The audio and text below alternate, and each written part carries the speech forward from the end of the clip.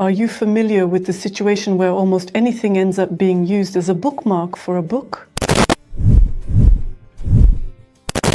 Here are the top 3 things you should never, under any circumstances, use as a bookmark. The very first one is metal paper clips. They leave creases, dents, and sometimes even tear the pages. And over time, if you forget such a paper clip in a book, it can rust and ruin the paper as well. Pencils or pens? Please don't use them. They're too thick and can deform both the pages and the spine. And in the worst case, if the book is closed tightly, the spine can even tear.